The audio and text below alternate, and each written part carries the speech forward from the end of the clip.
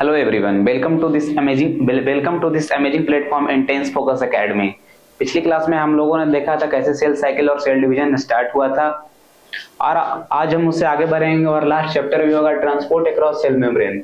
जो cell membrane है उससे कैसे मॉलिक्यूल्स का ट्रांसफर होता है वही आज देखेंगे इस क्लास में। तो पिछली क्लास जब सेल मेम्ब्रेन पढ़ाए थे तो उसमें बताए थे जो स्मॉल मॉलिक्यूल है, कुछ अनचार्ज मॉलिक्यूल्स होते हैं वो डायरेक्टली सेल मेम्ब्रेन से पास होते हैं और हाइड्रोफोबिक सब्सटेंस भी होते हैं डायरेक्टली पास। कौन कौन होंगे बताइए? Hydrophobic substance. क्यों हाइड्रोफोबिक सब्सटेंस होंगे? तो देख रहे हैं जो मोइटी होता है जो सेल मेम्ब्रेन का स्ट्रक्चर बताता है उसमें ज्यादातर लिपिड बाइलेयर बनाता है, तो बीच में जो होता है वो हाइड्रोफोबिक सब्सटेंस होता है, तो इसमें पास होता है, इसीलिए बोलते हैं हाइड्रोफोबिक सब्सटेंस। हाइड्रोफोबिक सब्सटेंसेज और क्या हो गया? स्मॉल मॉलिक्यूल्स हो गए, स्मॉल मॉलिक्यूल्स। और कौन कौन से होंगे? कुछ फैटी एसिड्स होंगे और अल्कोहल होंगे और एल्डिहाइड होंगे। ये सब स्मॉल मॉलिक्यूल है, एल्डिहाइड होंगे। तो क्या can easily pass through cell membrane. CM मतलब सेल मेम्ब्रेन। जो हाइड्रोफोबिक सब्सटेंस होंगे, कुछ स्मॉल मॉलिक्यूल्स होंगे, फैटी एसिड्स होंगे, अल्कोहल्स होंगे, एल्डिहाइड्स होंगे, वो इजीली पास करेंगे सेल मेम्ब्रेन में। एग्जांपल में देख लेंगे कौन सा? Fatty acids, alcohol, aldehyde example हो गया। और कुछ गैसेज भी होते हैं। गैसेज कौन सा? Oxygen and CO2 in alveoli simple diffusion से डायरेक्टली पास होते हैं। और कौन नहीं पास होते डायरेक्टली? जो चार्ज होंगे, चार्ज मॉलिक्यूल।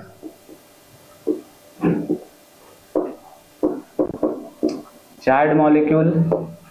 और कौन सा? वाटर सोल्यूबल सब्सटेंस भी नहीं पास होगा क्योंकि यहाँ पर पोलरिटी आ गया है, तो वाटर सोल्यूबल सब्सटेंस भी नहीं पार होंगे। Water soluble substance, charge molecule और वाटर सोल्यूबल सॉल्यूबल्स। और क्या? सुगर्स नहीं होंगे, इलेक्ट्रोलाइट्स नहीं इजीली पास होंगे। Electrolytes ETC can't easily pass through cell membrane।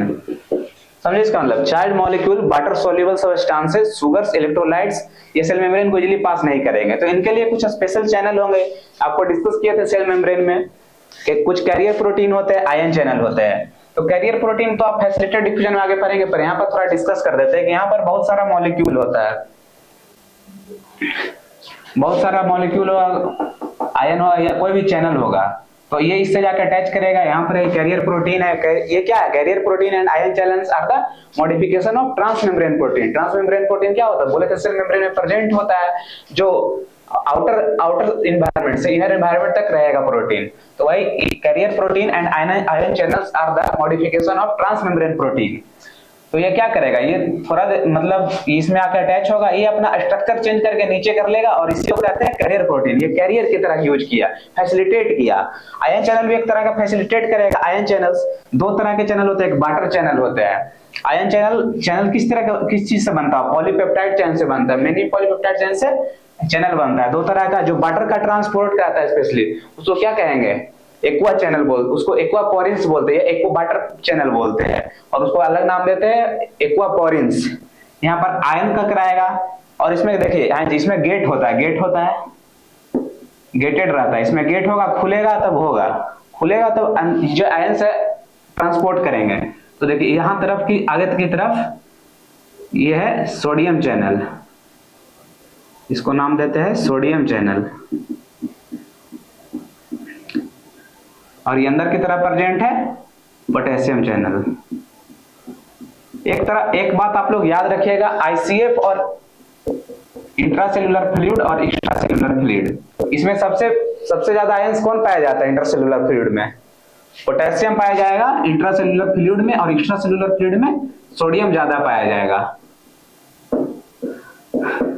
आप इसको याद कैसे? इस सब आपको याद रखना ही पड़ेगा क्योंकि कॉन्सेप्ट समझने के लिए आपको याद रखना पड़ेगा। इसको याद रख सकते हैं बनाना के लिए। बनाना क्या होता है? बनाना इज रिच इन पोटेशियम, बोलते हैं ना, बनाना इज रिच इन पोटेशियम। तो वही सेल उसको मानिए, बनाना का इंटरसेलुलर फ्लूइड पोटेशियम होगा और बाहर से हम उस पर नमक छिड़के हैं, तो नमक होगा क्या, सोडियम। ऐसे आप याद रख सकते हैं कि एक्स्ट्रा सेलुलर फ्लूइड में सोडियम ज्यादा होता है और इंट्रा सेलुलर फ्लूइड में पोटेशियम ज्यादा होता है। तो फिर से यहाँ पर आ जाइए, ये क्या होता है, सोडियम चैनल और ये पोटेशियम चैनल है। तो गेट रहता है, इसमें गेट खुलेगा तभी मॉलिक्यूल्स या आयंस ट्रांसपोर्ट करेंगे। तो 3 तरह का गेट है यहाँ पर अभी हम लोग को देखना है। पता है कौन कौन, वोल्टेज गेटेड कहाँ काम आता है, न्यूरॉन्स में वोल्टेज गेटेड, दूसरा लिगेंड गेटेड कि कोई लिगेंड आके जुड़ जाएगा तभी ये आयंस का इनफ्लक्स या इफ्लक्स होगा, और तीसरा मैकेनिकल गेटेड। मैकेनिकल गेटेड कहाँ प्रेजेंट होगा, स्ट्रेस सेल्स में। मैकेनिकल गेटेड स्ट्रेस सेल्स में कहाँ होता है, स्ट्रेस सेल्स, हेयर सेल्स, बस्टियर कोक्लिया सुने हम, उसमें हेयर सेल्स होता है, उसमें प्रेजेंट होगा। और कहाँ, वेस्टिबुलर अपरेटस में मैकेनिकल गेटेड होगा। चलिए वोल्टेज गेटेड को समझते हैं। एक ग्राफ पढ़ते आ रहे होंगे आप लोग, ये -70 मिली वोल्ट, यहाँ 35 मिली वोल्ट। आगे पढ़ना, अगर न्यूरॉन्स में पढ़ना है, -70 मिली वोल्ट से थोड़ा सा हम लोग और थोड़ा निगेटिव के कम निगेटिव की तरफ जाते हैं। तो कम निगेटिव की तरफ जाते हैं तो क्या होता है, यहाँ पर वोल्टेज जो गेट है वो खुल जाता है, खुलेगा यहाँ पर, इसे गेट खुला तो यहाँ पर क्या होगा, सोडियम इनफ्लक्स होता है। सोडियम इनफ्लक्स, सोडियम क्या होगा, अंदर की तरफ आने लगेगा। और यही 30, ये क्या करता है, सोडियम इनफ्लक्स जब होगा तो डिपोलराइजेशन होता है, डिपोलराइजेशन होगा। और +35 से फिर नीचे की तरफ जाने लगता है, फिर नीचे जाएगा तो यहाँ पर क्या होगा, पोटेशियम का इफ्लक्स होता है। इफ्लक्स होता है, इफ्लक्स होने के कारण क्या होगा, फिर से रिपोलराइजेशन पढ़े होंगे, रिपोलराइजेशन कैसे, न्यूरॉन में पढ़े हो ना, पहले रेस्टिंग मेम्ब्रेन पोटेंशियल में रहता है, अंदर की तरफ ज्यादा नेगेटिव साइड रहता है, बाहर की तरफ सेल के पॉजिटिव रहता है, रेस्टिंग मेम्ब्रेन पोटेंशियल हुआ, सोडियम का इन्फ्लक्स होने के कारण डिपोलराइजेशन हुआ, उसमें कोई हम लोग स्टिमुलाई दिए, फिर यहाँ 35 मिलीवोल्ट प्लस में जाता है, उसके बाद फिर से नीचे आता है, फिर उसके बाद पोटेशियम का इफ्लक्स होने लगता है, मतलब इफ्लक्स मतलब बाहर जाएगा अंदर से बाहर की ओर, तो इफ्लक्स होगा रिपोलराइजेशन। ये वोल्टेज गेटेड का एग्जाम्पल है। दूसरा हम लोग किसका बात करेंगे, लिगेंड गेटेड। लिगेंड मेथड का समझ रहे, कोई मॉलिक्यूल होगा, कोई मॉलिक्यूल होगा, वो आके जुटेगा और तभी उसके बाद आयंस का इफ्लक्स या इनफ्लक्स होगा। तो इसका एग्जांपल हम लोग कहाँ देखेंगे, न्यूरोमस्कुलर जंक्शन में देखेंगे, न्यूरोमस्कुलर जंक्शन देखेंगे। ये न्यूरॉन्स हो गया, ये मसल्स हो गया,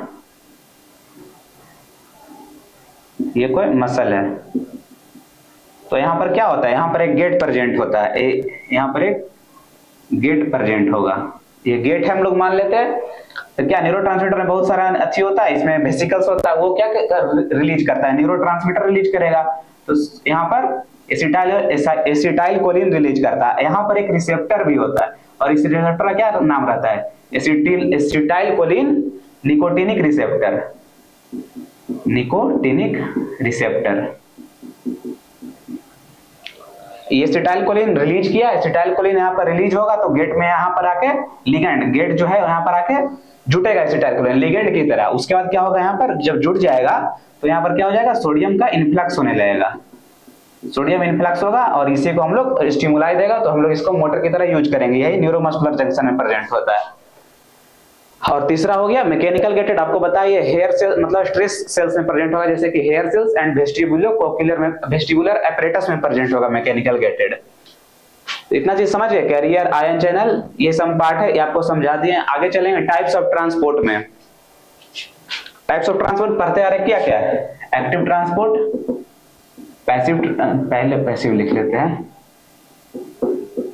पैसिव ट्रांसपोर्ट, एक्टिव ट्रांसपोर्ट, और एक होता है vesicular, vesicular transport. Vesicular transport नहीं, एक्टिव ट्रांसपोर्ट का ही है। इसमें क्या आता है, इंडोसाइटोसिस एंड एक्सोसाइटोसिस।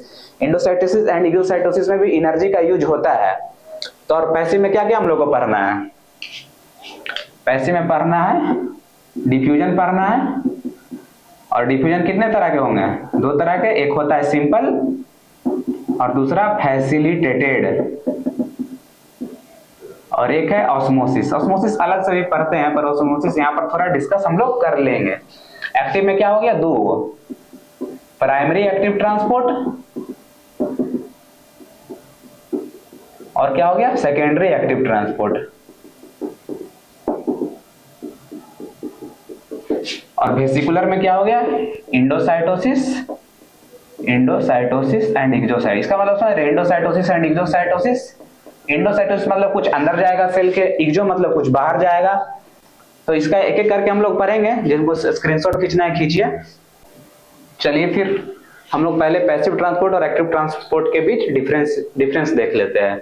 तो क्या लिखा है पैसिव ट्रांसपोर्ट में, तो आप लोग समझ में आ रहा है, पैसिव मतलब सुस्त है, पैसिव ट्रांसपोर्ट है, नो एनर्जी रिक्वायर्ड, इसमें कोई एनर्जी की जरूरत नहीं लगती है। एक्टिव मतलब एक्टिव, आपको नाम से पता चल रहा है एक्टिव होगा, तो इसमें एनर्जी रिक्वायर्ड होगा in the form of ATP, in the form of ATP. दूसरा क्या कह रहा है, also known as downhill transport.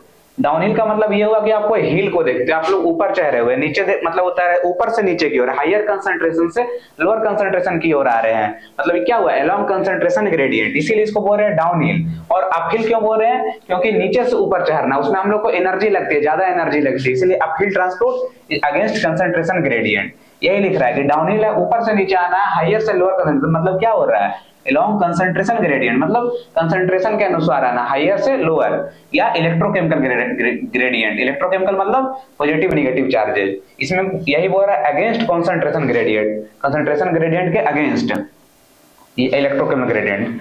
चौथा पॉइंट पर आ जाइए, इसमें क्या होगा, पैसिव ट्रांसपोर्ट में कैरियर या तो प्रेजेंट होगा या तो नहीं भी प्रेजेंट होगा। जो कैरियर बताए थे, facilitated diffusion is a type of diffusion process, passive transport, और उसमें कैरियर्स प्रेजेंट होता है, इसीलिए बोल रहा है कैरियर्स में भी प्रेजेंट और नॉट। और एक्टिव ट्रांसपोर्ट में कैरियर और चैनल प्रेजेंट होगा ही होगा। और पैसिव ट्रांसपोर्ट का आगे क्या है, सैचुरेशन काइनेटिक्स में भी प्रेजेंट और नॉट। सैचुरेशन काइनेटिक का मतलब समझ रहे हैं, एंजाइम में पढ़ते होंगे कि सैचुरेशन आ जाता है, जैसे कि कैरियर प्रोटीन मेम्ब्रेन में प्रेजेंट है और बहुत सारा मॉलिक्यूल्स भी प्रेजेंट है, पर जो कैरियर प्रोटीन है वो तो स्पेसिफिक नंबर में ही ना प्रेजेंट है सेल मेम्ब्रेन में, इसी में मतलब मॉलिक्यूल जितना भी प्रेजेंट हो उससे कोई मतलब नहीं है। एक बार सभी कैरियर प्रोटीन्स पर मॉलिक्यूल्स आ गए हैं तो वो सैचुरेट कर गया और उससे ज्यादा वो अपना रेट नहीं बढ़ा सकता है। उसका मतलब यही है कि सैचुरेशन काइनेटिक्स प्रेजेंट हो भी सकता है या नहीं भी हो सकता है, पर एक्टिव ट्रांसपोर्ट में सैचुरेशन काइनेटिक्स प्रेजेंट होगा। एक समय के बाद जो डिफ्यूजन होगा वो नॉर्मल चलेगा, मतलब एक समय के बाद उससे बढ़ा नहीं जा सकता है, वही बोल रहा है सैचुरेशन काइनेटिक्स इज प्रेजेंट। आगे पता चलेगा, हम ग्राफ बनाएंगे तो उसमें पता चलेगा। फिर हम लोग बताए थे, अब एक एक करके पढ़ लेंगे। पैसिव ट्रांसपोर्ट में क्या था, डिफ्यूजन, तो सिंपल डिफ्यूजन और फैसिलिटेटेड डिफ्यूजन। तो पहले सिंपल डिफ्यूजन को हम लोग देखते हैं। इसका मतलब यह है कि हायर कंसंट्रेशन से लोअर कंसंट्रेशन की ओर मूवमेंट होगा। सेकंड क्या है, ये एक पैसिव प्रोसेस है। पैसिव प्रोसेस क्यों है, क्योंकि हायर कंसंट्रेशन से लोअर कंसंट्रेशन जा रहा है, कोई एनर्जी की जरूरत नहीं पड़ रही है, इसलिए पैसिव प्रोसेस। इसमें कोई कैरियर का यूज नहीं होगा, सिंपल डिफ्यूजन में कोई कैरियर नहीं रहेगा, ये क्रॉस सेल मेम्ब्रेन करेगा transport across cell membrane directly, ये डायरेक्टली सेल मेम्ब्रेन से पास करेगा।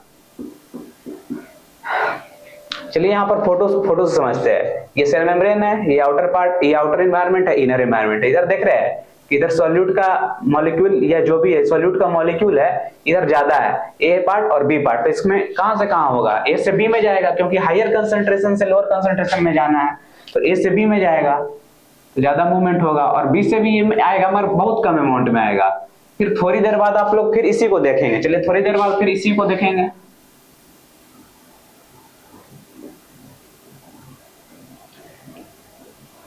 थोड़ी देर बाद जो इधर आ रहा था तो बराबर हो जाएगा ना, थोड़ी देर बाद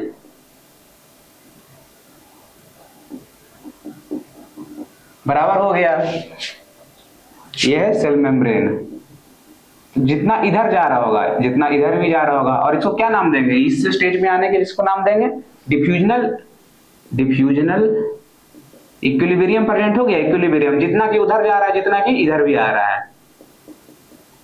इसमें नेट मूवमेंट तो जीरो है, मतलब नेट मूवमेंट जो हो रहा है इधर से इधर, नेट मूवमेंट जीरो है, पर रैंडम मूवमेंट हो रहा है जो इक्विलिब्रियम में हम लोग को नहीं दिखता है, पढ़ते आ रहे हैं इक्विलिब्रियम में नहीं दिखता है।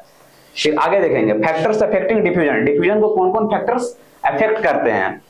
फर्स्ट, सबस्टांस प्रॉपर्टी, जो डिफ्यूज होना है, ये जो सबस्टांस है या मॉलिक्यूल या आयन जो भी कहो इसको, सबस्टांस मॉलिक्यूल आयन जिसको डिफ्यूज होना है उसका प्रॉपर्टी होगा। और ये किससे पास हो रहा है, मेम्ब्रेन से पास हो रहा है, तो मेम्ब्रेन का प्रॉपर्टी भी लगेगा। तो सबस्टांस प्रॉपर्टी में देखिए, जितना ज्यादा कंसंट्रेशन ग्रेडिएंट होगा उतना ज्यादा पास होगा, या चार्ज जितना ज्यादा प्रेजेंट होगा उतना ज्यादा पास होगा। सिंपल सा रूल है, डायरेक्टली प्रोपोर्शनल होगा। दूसरा है साइज ऑफ सबस्टांस, जितना स्मॉल साइज होगा उतना जल्दी पास करेगा, जितना लार्ज साइज होगा बहुत लेट से पास करेगा, उसको जरूरत पड़ेगा किस चीज का, आयन चैनल बताए थे या कैरियर प्रोटीन का जरूरत पड़ेगा, इसलिए जितना छोटा होगा जितना पास करेगा। पर ये इसमें एक्सेप्शन भी आ जाता है, कुछ कुछ मॉलिक्यूल जो होते हैं ना हाइड्रोजन हाइड्रेशन प्रॉपर्टी शो करते हैं, जैसे कि सोडियम, सोडियम हो गया, इसका एटॉमिक वेट कितना होता है 23, पोटेशियम हो गया, इसका एटॉमिक वेट 39 हो गया। तो आपको क्या लगेगा कि सोडियम पास करेगा लेट से, पर सोडियम में हाइड्रेशन प्रॉपर्टी होती है क्योंकि ये वाटर से जुड़ जाता है, ऐसे वाटर से जुटेगा, ऐसे वाटर से जुट जाएगा, ऐसे और भी जुट जाएगा, हाइड्रेशन प्रॉपर्टी है क्योंकि इसके पास ये H2O मॉलिक्यूल है, ये हाइड्रोजन प्रॉपर्टी शो करता है, तो सोडियम लेट से पास करेगा। अब मगर आपको क्या लगा था कि जो साइज ऑफ सब्सटेंस छोटा है सोडियम, पर साइज में छोटा है सोडियम, पर हाइड्रोजन प्रॉपर्टी की वजह से वो पास करेगा, लेट से पास करेगा, मतलब धीरे धीरे पास करेगा। तीसरा आ जाए लिपिड सॉल्युबल, जो जितना लिपिड सॉल्युबल सब्सटेंस होगा उतना जल्दी सेल मेम्ब्रेन से पास करेगा, डायरेक्टली प्रोपोर्शनल। टेम्परेचर, बॉडी के टेम्परेचर से भी फैक्टर अफेक्ट करता है डिफ्यूजन का। इतना चीज है सब्सटेंस प्रॉपर्टी में, चार चीज, concentration gradient, size of substance, lipid solubility, temperature. समझ में आ गया ना, जितना ज्यादा कंसंट्रेशन उतना ज्यादा पास करेगा, size of substance, lipid solubility, temperature. अब आ जाए मेम्ब्रेन, जो सेल मेम्ब्रेन है उसका प्रॉपर्टी, तो इसका एक ही मेन है, क्या है, एक लॉ है, fix law of diffusion, fix law of diffusion.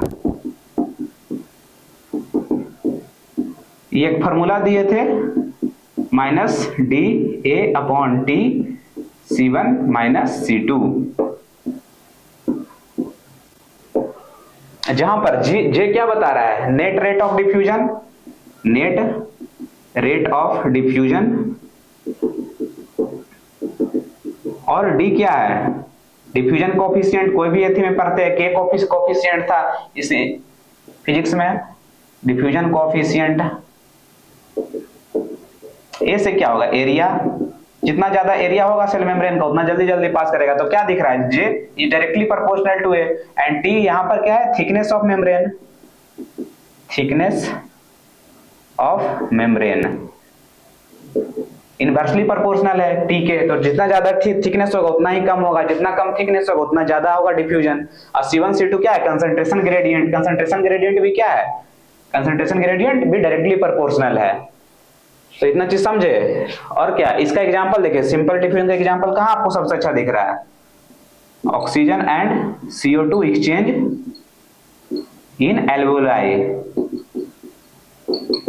Alveoli में सबसे ज्यादा, एल्वोलाई क्यों होता है, थिक होता है, उसका कितना कम आप पढ़ते आ रहे होंगे, थिक होता है, उसमें डिफ्यूजन के लिए सरफेक्टेंट प्रेजेंट होता है, बहुत सारा चीज अफेक्ट करता है, इससे मिलाइएगा तो सब चीज मिलेगा।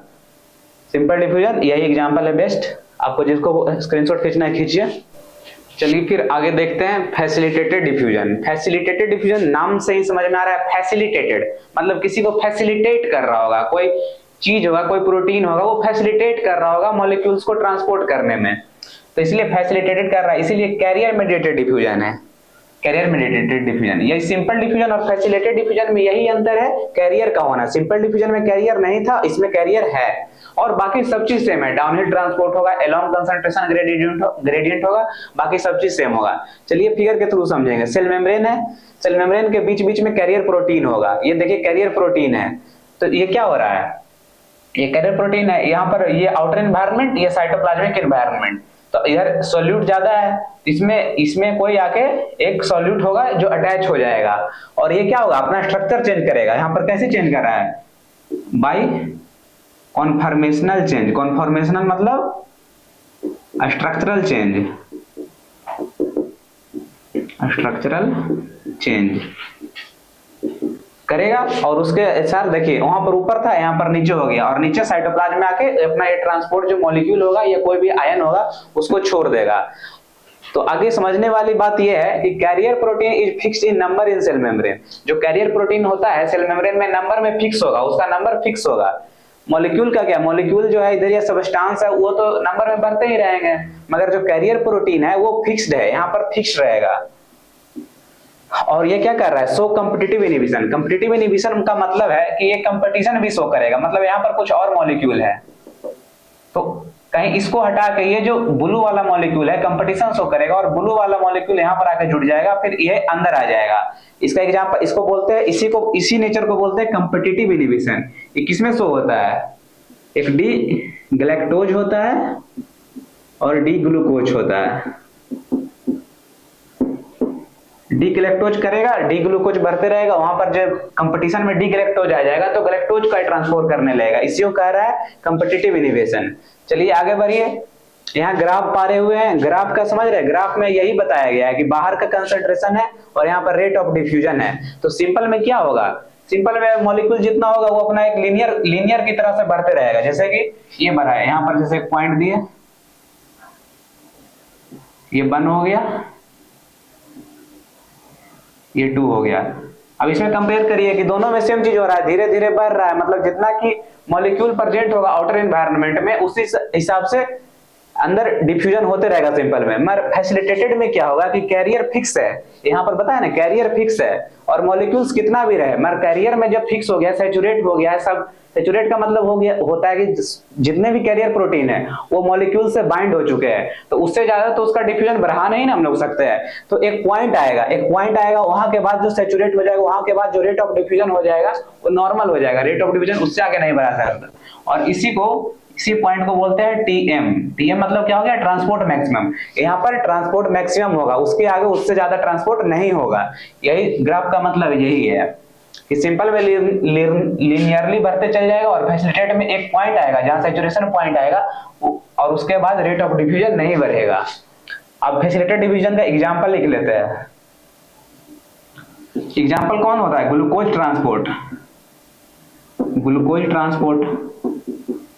और ग्लूकोज हमारे सेल में बहुत जगह जरूरत होती है ग्लूकोज का अपटेक। तो किस में होता है, आरबीसी में होता है, स्केलेटल मसल में होता है, स्केलेटल मसल में होगा, और किस में होता है, एडिपोज टिश्यू में होता है। जो आरबीसी में ग्लूकोज ट्रांसपोर्ट करता है उसका कैरियर प्रोटीन स्पेसिफिक होगा, तो उसमें क्या पाया जाता है, GLUT1। आरबीसी में जो ग्लूकोज ट्रांसपोर्ट कराता है वो GLUT1 होता है। स्केलेटल मसल में और इन दोनों में जो होता है स्केलेटल मसल और एडिपोज टिश्यू में GLUT4 होता है। जो GLUT1 होता है वो हार्मोन इंडिपेंडेंट होता है। हार्मोन इंडिपेंडेंट मतलब इसको हार्मोन से कोई मतलब नहीं है, ये अपना हिसाब से ट्रांसपोर्ट करेगा डिफ्यूजन, फैसिलिटेटेड डिफ्यूजन। पर GLUT4 जो होता है वो हार्मोन डिपेंडेंट होता है। हार्मोन डिपेंडेंट और किस पे होता है, इंसुलिन पे डिपेंडेंट होता है। इंसुलिन होगा तभी ग्लूकोज जो है स्केलेटल मसल में ट्रांसपोर्ट करेगा ग्लूकोज को और एडिपोज टिश्यू में ग्लूकोज को ट्रांसपोर्ट करेगा। आगे हम लोग देखेंगे, डिफरेंस देख लेंगे सिंपल और फैसिलिटेटेड का। चलिए फिर डिफरेंस हम लोग देख लेते हैं सिंपल डिफ्यूजन और फैसिलिटेटेड डिफ्यूजन में। सिंपल डिफ्यूजन में क्या बताए थे main difference, no carrier used होगा, और फैसिलिटेटेड तो कैरियर मेडिएटेड डिफ्यूजन है, कैरियर से ही इसमें डिफ्यूजन होगा। सेकंड क्या है, नो सैचुरेशन काइनेटिक्स। जो ग्राफ बताए थे एक समय के बाद जो हो रहा था रेट ऑफ डिफ्यूजन कोई उसमें अंतर नहीं पड़ रहा था क्योंकि सैचुरेट हो गया था कैरियर प्रोटीन्स। इसी का मतलब है कि सिंपल में कोई सैचुरेशन काइनेटिक्स नहीं देखा जाएगा। पर फैसिलिटेटेड में क्या बताए थे कि एक समय के बाद सैचुरेशन देखा जाएगा, कैरियर प्रोटीन मॉलिक्यूल से पूरा सैचुरेट हो जाएंगे, उसके पास जगह ही नहीं और कैरियर प्रोटीन है ही नहीं, तो कैसे वो डिफ्यूज करेंगे, इसीलिए बोल रहे हैं सैचुरेशन काइनेटिक्स प्रेजेंट होगा। Simple diffusion no competitive inhibition. Competitive inhibition बताए थे क्या कि मॉलिक्यूल प्रेजेंट है और उस मॉलिक्यूल का कोई कंपटीटर आ जाए, जैसे डी गैलेक्टोज था और डी ग्लूकोज था, ये दोनों एक दूसरे में कंपीट करते हैं, वो ज्यादा रहेगा तो वो उसके जगह पे गैलेक्टोज डिफ्यूजन होने लगेगा, इसी को बोलते हैं कम्पिटिटिव इनहिबिशन। तो सिंपल डिफ्यूजन में कम्पिटिटिव इनहिबिशन नहीं शो करेगा और फैसिलिटेटेड डिफ्यूजन में कम्पिटिटिव इनहिबिशन प्रेजेंट रहेगा। सिंपल में क्या होगा, सिंपल डिफ्यूज कर रहा है मतलब धीरे धीरे अपना कर रहा है अपना मन मुताबिक, तो स्लो होगा, और इसको कोई फैसिलिटेट कर रहा है, थ्रू फैसिलिटेट कौन कर रहा है, कैरियर प्रोटीन फैसिलिटेट कर रहा है, तो क्या वो फास्ट हो रहा है। Simple diffusion any molecule can pass, कोई भी मॉलिक्यूल छोटा मॉलिक्यूल पास कर जाएगा। पर फैसिलिटेटेड में क्या होगा, कोई कैरियर प्रोटीन होगा जो स्पेसिफिक मॉलिक्यूल को पास करता होगा, तो यही लिखा हुआ है specific molecule can pass through specific carrier protein. कोई स्पेसिफिक कैरियर प्रोटीन होगा जो स्पेसिफिक मॉलिक्यूल को पास करेगा। आगे हम लोग बढ़ते हैं ऑस्मोसिस। ऑस्मोसिस क्या बताए थे, it is also a type of passive diffusion, it is also a type of passive transport, sorry it is also a type of passive transport. इसका सीधा अंतर समझिए, water moves from higher concentration to lower concentration.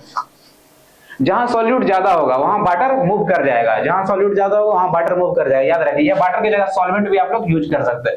Water moves from higher concentration to lower concentration.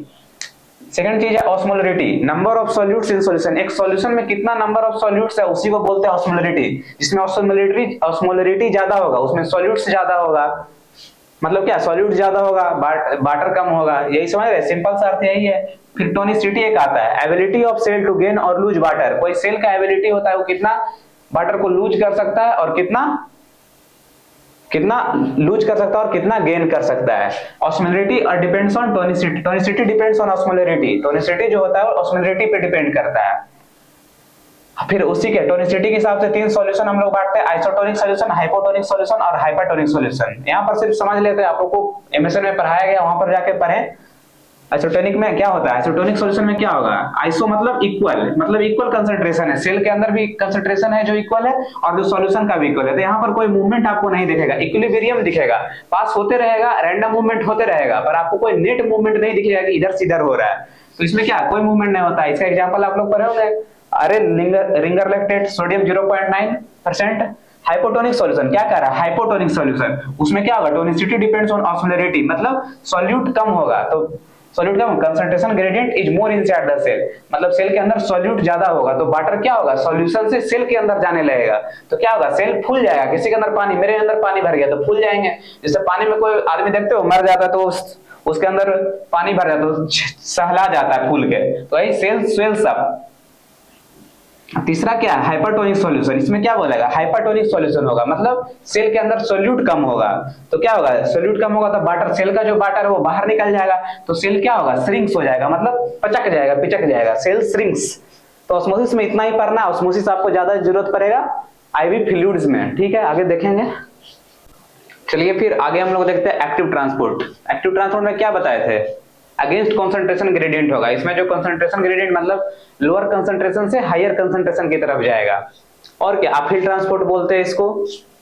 तो पहला इसमें बताए थे primary active transport.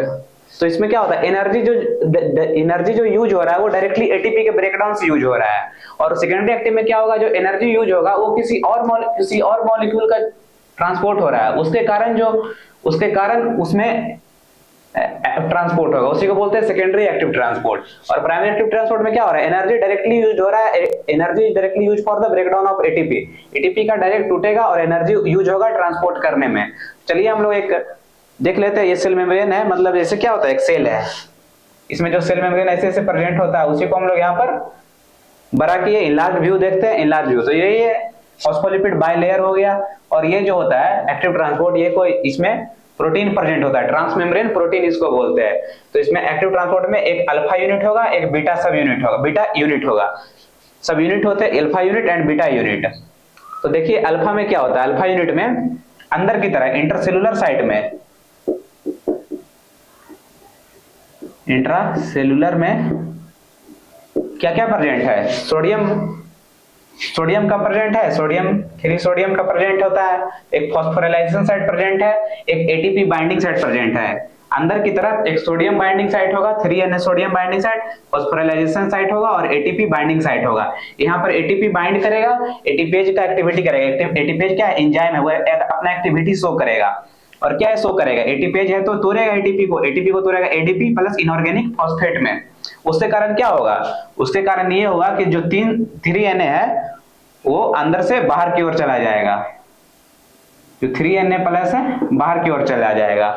और फिर बाहर क्या होगा, बाहर यहाँ पर एक फॉस्फेट है, फॉस्फेट बाइंडिंग साइट है, तो यहाँ पर 2 मॉलिक्यूल्स ऑफ फॉस्फेट जुटेगा और यहाँ पर क्या होगा, डीफॉस्फोराइलेशन होगा। यहाँ पर फॉस्फोराइलेशन हो रहा था, यहाँ पर डीफॉस्फोराइलेशन हो रहा है, और डीफॉस्फोराइलेशन हो रहा है तो उसके कारण ये 2K प्लस इंट्रासेलुलर फ्लूइड में आ जाएगा, 2K प्लस, 3Na प्लस बाहर जा रहा है, 2K प्लस बाहर आ रहा है। यहाँ पर एक और बाइंडिंग साइट होता है उआवेन। उआवेन क्या है, सोडियम पोटेशियम इनहिबिटर। उआवेन ट्री से एक्सट्रैक्ट किया जाता है और पहले के जमाना में जब तीर छोटे थे तो उसके नोक पे लगा दिया जाता था। ये क्या है, एक तरह का पॉइजन है, कार्डियक पॉइजन है।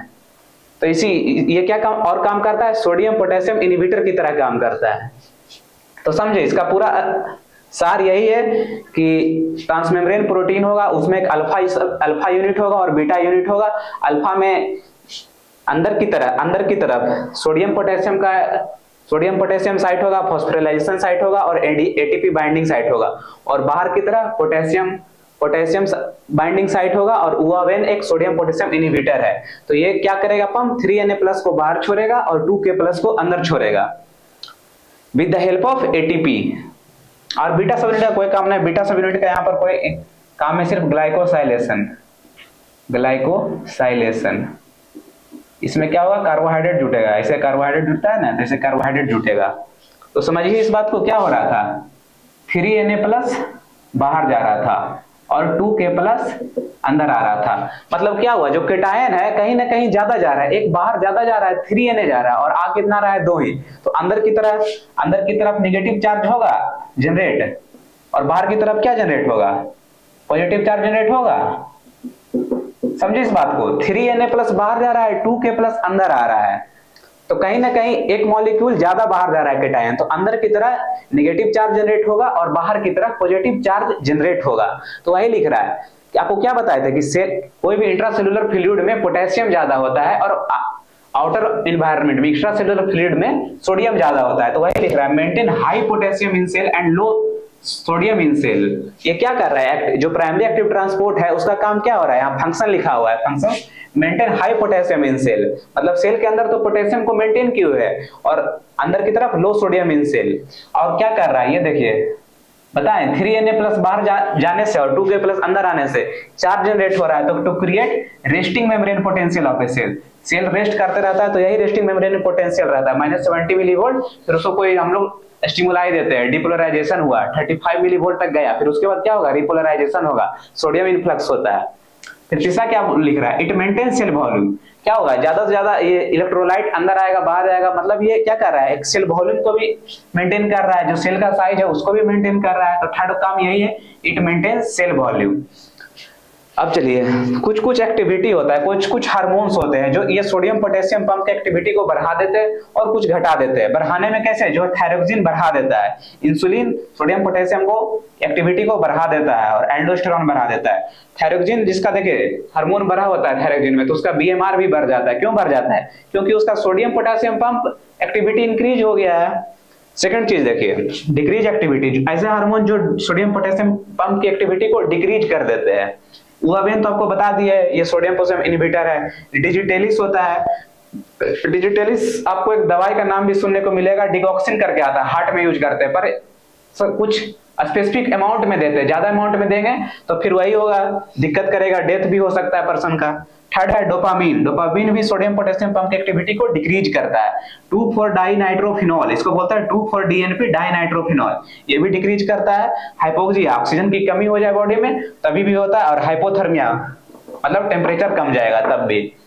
इसका एग्जांपल देख लेते हैं, और एग्जांपल सोडियम पोटेशियम तो प्रेजेंट है ही। एग्जांपल देखिए, पेराइटल सेल, पेराइटल सेल कहां प्रेजेंट होता है, स्टोमक में, स्टोमक में प्रेजेंट है। यहाँ पर देखिए पेराइटल सेल है और ये ल्यूमेन हो गया, जो स्टोमक का ल्यूमेन हो गया। हम लोग को ल्यूमेन में क्या लाना है, खाना जाता है, उसके बाद पचाने के लिए क्या बोलते हैं आप लोग, एसिड, एसिड, तो HCl हमको लाना है। तो पेराइटल सेल से क्या होगा, HCl आना है, तो जो H+ है इसको लाएगा और इसको एक तरह से H+, इधर से देख लेते हैं, H+ आया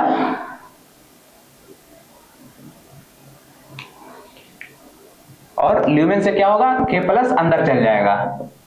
तो यहाँ पर देख रहे हैं H+ K+ पंप होता है। इसी से समझे, पेराइटल सेल में भी प्रेजेंट होता है यही transport, active transport. Parietal cell में यहाँ पर होगा पंप, H+ को बाहर करेगा क्योंकि HCl हम लोग को बनाना है, एसिड, और पंप पोटेशियम जो होगा वो अंदर की तरफ जाएगा। इस सर का मतलब समझ रहे हैं, मसल्स में क्या होता है, सेल में तो सार्को एंडोप्लाज्मिक रेटिकुलम कहते हैं, मसल्स में क्या होता है, smooth endoplasmic reticulum, sarcoplasmic reticulum. Endoplasmic reticulum को ही सार्कोप्लाज्मिक रेटिकुलम कहता है, सार्कोप्लाज्मिक रेटिकुलम। और ये मसल्स में क्या करता है, मसल्स में सार्कोप्लाज्मिक रेटिकुलम कैल्शियम को बाहर छोड़ता है, कैल्शियम बाहर छोड़ता है, उसके कारण हम लोग के मसल्स में कॉन्ट्रैक्शन होता है, और कॉन्ट्रैक्शन होता है तो कॉन्ट्रैक्शन होगा। और फिर क्या बात देखते हैं आगे, ये क्या हो गया, ये स्मूथ एंडोप्लाज्मिक रेटिकुलम हो गया। यहाँ पर होगा कैल्शियम एटीपेज पंप, तो यहाँ पर क्या होगा, एटीपी टूटेगा, एटीपी प्लस इनऑर्गेनिक फॉस्फेट टूटेगा और फिर कैल्शियम वापस चल जाएगा इसके अंदर। कैल्शियम वापस चल जाएगा, उससे कारण क्या होगा, मसल रिलैक्स होगा। तो इसका एग्जांपल ये भी है, सार्कोप्लाज्मिक रेटिकुलम कैल्शियम एटीपेज और पैराइटल सेल में H+ और K पंप। समझे इसका अर्थ? इतना चीज है इसमें जानने के लिए। आगे हम लोग देखेंगे सेकेंडरी एक्टिव ट्रांसपोर्ट। ठीक है, जिसको खींचना खींचिए। चलिए फिर आगे बढ़ते हैं, सेकेंडरी एक्टिव ट्रांसपोर्ट। तो क्या बताए थे, प्राइमरी में बताए थे कि एनर्जी जो यूज हो रहा है डायरेक्टली एटीपी के ब्रेकडाउन से हो रहा है, पर यहाँ पर ऐसा नहीं हो रहा है। यहाँ पर कुछ अलग जो मॉलिक्यूल का एक्सचेंज हुआ वहां पर एटीपी यूज हुआ, उसके चलते यहाँ पर मॉलिक्यूल ये आयंस का ट्रांसपोर्ट हो रहा है। तो समझिए ये गट ल्यूमेन है, गट ल्यूमेन होगा, इससे ये जो बीच में आपको दिख रहा है ल्यूमेन है पूरा, और इधर चारों तरफ से उसको घेरे हुए रहेगा, उसका सेल्स रहेगा। तो यही पर यही ल्यूमेन है, इसको चारों तरफ से घेरे हुए, तो आपको दो तरफ से दिखा है, जो घेरे हुए उसको एपिथेलियम कहते हैं, और उसको जो घेरे उसके बगल वाले को साइड को क्या बोलते हैं, इंटरस्टिशियम। जो ल्यूमेन के पास वाला मेम्ब्रेन होगा उसको कहते हैं एपिकल मेम्ब्रेन, और जो उधर वाला इंटरस्टिशियम की तरफ जो मेम्ब्रेन होगा उसको बेसोलेटरल मेम्ब्रेन बोलते हैं। तो क्या देखिए, समझिए यहाँ पर कंसेप्ट कि जो एपिथेलियम ल्यूमेन में जो सेल्स है प्रेजेंट है, एपिथेलियम प्रेजेंट है, उसमें क्या हो रहा है कि सोडियम पोटेशियम पंप तो अपर है, तो ये जो सोडियम है वो सेल से इधर इंटरस्टिशियम की तरफ 3Na+ तो बाहर ले जा रहा है और 2K+ अंदर ले जा रहा है। तो यहाँ पर क्या हुआ, सोडियम की कमी, डिफिशियंसी हुई, सोडियम की डिफिशियंसी हुई। तो यहाँ पर क्या होगा, ल्यूमेन में जब कुछ भी आ रहा है, कहीं से भी सोडियम आ रहा है, हम लोग ले रहे हैं सप्लीमेंट्री जो भी ले रहे हैं, तो क्या होगा कि सोडियम हो, यहाँ से सोडियम है वो सेल्स में ट्रांसपोर्ट कर जाएगा, इसके चलते सोडियम इससे ट्रांसपोर्ट करेगा और साथ में ग्लूकोज का भी ट्रांसपोर्ट कराएगा। तो क्या हो, इसको बोल रहे हैं सोडियम ग्लूकोज को ट्रांसपोर्ट हो रहा है, को ट्रांसपोर्ट। समझ रहे हैं, यहाँ पर एटीपी यूज हो गया है, उसके चक्कर में यहाँ पर सोडियम का कमी हुआ, तो सोडियम ल्यूमेन से सेल के अंदर आ रहा है और साथ साथ में ग्लूकोज को भी अंदर लेके आ रहा है। तो क्या हुआ, यहाँ पर को ट्रांसपोर्ट हुआ और एक ही डायरेक्शन में हुआ, तो सिम्पोर्ट बोलेंगे। और इसका मेन आप लोग एग्जाम्पल समझिए, ORS में, ओरल रिहाइड्रेशन सॉल्ट में, ओरल रिहाइड्रेशन सॉल्ट में मेन क्या होता है, सोडियम होता है, सोडियम क्लोराइड, सोडियम मेन होता है, और क्या होता है, ग्लूकोज होता है। तो यही सेकेंडरी एक्टिव ट्रांसपोर्ट का काम क्या है, सोडियम ग्लूकोज। जब ल्यूमेन में आप लोग जब लिए ऊपर से, मतलब सॉल्यूशन में लिए, तो सोडियम साथ में ट्रांसपोर्ट कर रहा है और ग्लूकोज को भी साथ में ट्रांसपोर्ट करा रहा है, को ट्रांसपोर्ट। और यदि चलिए आप लोग जो घर में बनाते हैं नमक चीनी का, उसमें आप कुछ अमाउंट कोई ज्यादा दे देते हैं, कोई ग्लूकोज ले रहा है तो पूरा ग्लूकोज 4 चम्मच डाल दिए, उससे क्या फायदा होगा, उससे क्या होगा कि ग्लूकोज लिए ऑस्मोटिक प्रेशर बढ़ जाएगा, ऑस्मोटिक प्रेशर बढ़ जाएगा तो क्या करेगा, ऑस्मोटिक प्रेशर बढ़ जाएगा तो इसमें सेल में पानी है, वो पानी और इधर आ जाएगा, ऑस्मोटिक प्रेशर बताए ना, हाइपरटोनिक हाइपर, उसी के हिसाब से इसमें और वाटर अंदर आ जाएगा, तो उससे क्या होगा, और पानी निकल जाएगा हम लोग का, तो उससे क्या फायदा होगा। तो समझ, इसका मेन काम क्या है, यही ORS में, समझ रहे हैं ना, ये पूरा यही सेकेंडरी एक्टिव ट्रांसपोर्ट है। और इसका कहाँ यूज है, PCT समझ रहे, PCT ये क्या हो गया, बोमेंस कैप्सूल। PCT इधर ल्यूमेन हो गया। यहाँ पर भी बहुत सारा चीज होता है, जैसे कि यहाँ पर क्या होगा, यार सोडियम का यहाँ पर क्या होगा, एब्जॉर्प्शन होगा, Na+, और क्या होगा, यहाँ पर भी ग्लूकोज का ट्रांसपोर्ट होगा, और क्या होता है, फिर सोडियम का एब्जॉर्प्शन होता है, साथ साथ में किसका होता है, अमीनो एसिड्स का ट्रांसपोर्ट होता है, और सोडियम और इनऑर्गेनिक फास्फोरेट और इनऑर्गेनिक फॉस्फेट का भी एब्जॉर्प्शन होता है। तो इसका एग्जांपल क्या हुआ, सेम डायरेक्शन में हो रहा है, को ट्रांसपोर्ट हो रहा है, साथ साथ में हो रहा है, को ट्रांसपोर्ट का एग्जांपल है sodium glucose, sodium amino acid, sodium inorganic phosphate, और एक ही डायरेक्शन में हो रहा है, तो क्या बोलेंगे, सिम्पोर्ट बोलेंगे, सिम्पोर्ट। और एक एग्जांपल है इसका भी है, सोडियम एब्जॉर्प्शन, सोडियम का तो एब्जॉर्प्शन हो रहा है और H+ क्या हो रहा है, सिक्रीशन हो रहा है, तो यहाँ पर क्या बोलेंगे, sodium potassium, sodium hydrogen exchanger. और ये किसका एग्जांपल हो गया, एंटीपोड का। एंटीपोड का क्यों हुआ, क्योंकि सोडियम का जो एब्जॉर्प्शन हो रहा है किसके कारण हो रहा है, क्योंकि हाइड्रोजन ल्यूमेन में आ रहा है, सिक्रीशन हो रहा है, इसी को बोल रहे एक्सचेंजर, एंटीपोड। एक का डायरेक्शन इधर है, एक का डायरेक्शन इधर है, इसलिए एंटीपोड। इनमें दोनों का ल्यूमेन से सेल की तरफ सिक्रीशन एब्जॉर्प्शन हो रहा है, सोडियम के साथ ग्लूकोज का, सोडियम के साथ अमीनो एसिड का, सोडियम के साथ इनऑर्गेनिक फॉस्फेट का, तो को ट्रांसपोर्ट हुआ, इस सिम्पोर्ट का एग्जांपल है। एंटीपोड का एक और एग्जांपल है कार्डियक सेल में, कार्डियक सेल में उसमें क्या एग्जांपल है, सोडियम कैल्शियम एक्सचेंजर। क्या होगा, सोडियम का एब्जॉर्प्शन होगा, कैल्शियम का सिक्रीशन होगा, इसी कारण होता है एंटीपोर्ट। इसका एग्जांपल याद रखिए आप लोग। तो सेकेंडरी एक्टिव ट्रांसपोर्ट का मतलब यही है कि जो मेन हो रहा है वो एटीपी का यूज नहीं कर रहा है, किसी और मॉलिक्यूल के वजह से उस एटीपी का जो यूज हुआ, उस मॉलिक्यूल की वजह से डिफिशियंसी हुआ, तो यहाँ पर ट्रांसपोर्ट कर रहा है सेकेंडरी एक्टिव ट्रांसपोर्ट। आगे हम लोग को सिर्फ देखना है एक्सोसाइटोसिस इंडोसाइटोसिस, देखते हैं। चलिए फिर आगे बढ़ते वेस्कुलर ट्रांसपोर्ट की तरफ। वेस्कुलर ट्रांसपोर्ट में दो बताए थे, इंडोसाइटोसिस एंड एक्सोसाइटोसिस। तो इसमें कोई बात, इसमें दोनों का यही बात है, both are type of active transport. दोनों में एटीपी का खर्च होता ही है, both are type of active transport. Active transport that is energy required. तो चलिए आगे बढ़ते, इंडोसाइटोसिस एक्सोसाइटोसिस। इंडो में क्या समझ रहे हैं, इंडो मतलब अंदर की तरफ कुछ आएगा और एक्सो मतलब कुछ बाहर की तरफ जाएगा। तो इसमें लिख रहा है endocytosis intake of large molecules, direct large molecules का इनटेक करेगा, या and even a whole cell, कभी कभी तो पूरे सेल को ही निकल जाएगा और इनटू द सेल के अंदर, मतलब इनटू द सेल। और इसका टाइप्स है, तीसरा है रिसेप्टर, रिसेप्टर मेडिएटेड फैगोसाइटोसिस भी होता है।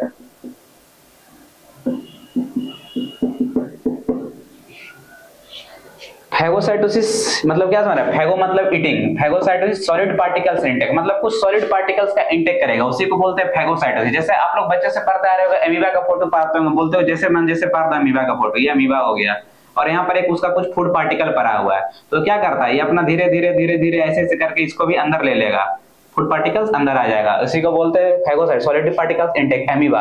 और व्हाइट ब्लड सेल्स भी यही काम करता है। व्हाइट ब्लड सेल्स क्या करता है, हम लोग को इम्यूनिटी प्रदान करता है, मतलब कुछ इन्फेक्शन हो गया उसको, जैसे न्यूट्रोफिल WBC है, वो क्या करता है, कभी कभी कोई फॉरेन बैक्टीरिया आ गया, बैक्टीरिया, उसको क्या करता है, इनगल्फ करता है। पिनोसाइटोसिस, पिनोसाइटोसिस मतलब लिक्विड पार्टिकल्स इनटेक, मतलब कोई लिक्विड पार्टिकल्स इनटेक करेगा। जैसे एग्जांपल माइक्रोविलाई इन गट, गट में जो माइक्रोविलाई होता है, तो आप लोग बोलेंगे लिक्विड पार्टिकल्स का इनटेक, मतलब आप लोग ऑस्मोसिस, तो ऑस्मोसिस से भी तो कर सकता है। ऑस्मोसिस में सिर्फ वाटर हो रहा है, वाटर का ट्रांसपोर्ट हो रहा है, पर इसमें कुछ जो लिक्विड है, वाटर तो है उसके अंदर, उसके अंदर कुछ मिनरल्स हो गए, कुछ अलग तरह मिनरल्स होंगे, कुछ होंगे, कुछ क्या होंगे, मिनरल्स ही होंगे ज्यादातर, तो उसके लिए पिनोसाइटोसिस होता है, लिक्विड पार्टिकल्स इनटेक। इसका example microvilli in gut and receptor mediated phagocytosis. Cell membrane पे कुछ रिसेप्टर होंगे, उसके द्वारा सेल ईट करेगा, कुछ ईट करेगा, सॉलिड पार्टिकल्स को ईट करेगा। यहाँ तक आपको सिर्फ नाम जानना है, आगे आप लोग पढ़ें, आगे क्या पढ़ेंगे, यहाँ जितना आपको जानना है इतना ही जानना है। फिर इसका क्या है, जैसे एक फोटो देखिए, ये सेल मेम्ब्रेन हो गया, यहाँ पर कोई बैक्टीरिया है, यहाँ पर कोई बैक्टीरिया आया है, तो क्या बताया आपको, सेल ईट करेगा, यहाँ फैगोसाइटोसिस एग्जांपल हो जाएगा, ईट करेगा तो अंदर की तरफ क्या हो जाएगा, अंदर की तरफ इसमें ऐसा ही कुछ अथी बनेगा, ग्रुप बनेगा, ग्रुप बनेगा, अंदर आ जाएगा ये पूरा बैक्टीरिया। और जरूरी नहीं कि बैक्टीरिया होगा, कोई काम का चीज भी होगा, जो सेल को पता होगा कि मेरे काम का चीज है कि इसको डिस्ट्रॉय करना है, तो इसको डिस्ट्रॉय कैसे करेगा, लाइसोसोम से डिस्ट्रॉय कर देगा इसको। ये इसी तरीके से, इसी का एग्जांपल है, फैगोसाइटोसिस का एग्जांपल है। तो इसका क्या होगा, endocytosis intake of large molecules and even whole cells into the cell. इसका टाइप क्या है, phagocytosis, pinocytosis and receptor mediated phagocytosis. Exocytosis बताएंगे, एक्सो मतलब कुछ बाहर जाएगा, तो इसमें क्या कह रहा है, सिक्रीशन ऑफ लार्ज मॉलिक्यूल्स, मतलब कुछ लार्ज मॉलिक्यूल्स उसका सिक्रीशन डायरेक्ट करेगा एटीपी को, एटीपी का यूज करके, that is secretion of waste and proteins. कुछ वेस्ट सेल के अंदर होता है प्रोड्यूस, उसको बाहर निकालना, या कोई न्यूरोट्रांसमीटर बनाया, जैसे कि डीएनए से एमआरएनए बना, एमआरएनए से जाकर इंडोप्लाज्मिक रेटिकुलम, उसके अंदर प्रोटीन बना, और उस प्रोटीन को मॉडिफिकेशन करके फिर गोल्जी बॉडीज में आया। गोल्जी बॉडीज क्या करता है, वेसिकल्स की फॉर्म में, वेसिकल्स की फॉर्म में उसको बर्ड ऑफ कर देता है। फिर वो जो वेसिकल्स की फॉर्म में क्या होगा, न्यूरोट्रांसमीटर भी हो सकता है, कोई हार्मोन भी हो सकता है, या कोई प्रोटीन हो सकता है, उसको बाहर भेजना है। तो कैसे भेजेगा बाहर,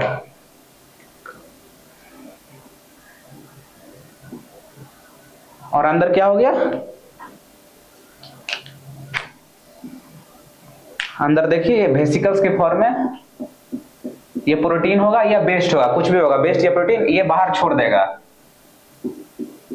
किसके मदद से छोड़ा, एक्सोसाइटोसिस होगा। एक्सोसाइटोसिस पहले वो सेल मेम्ब्रेन के पास जाके चिपकेगा, उसके बाद उसका एक मेम्ब्रेन का लेयर फॉर्म करेगा, उसका बर्ड ऑफ कर देगा। और ये क्या होगा, बेसिकली न्यूरोट्रांसमीटर हो सकता है, प्रोटीन हो सकता है, इसीलिए बोल रहा है secretion of large molecule, that is secretion of waste and proteins etc..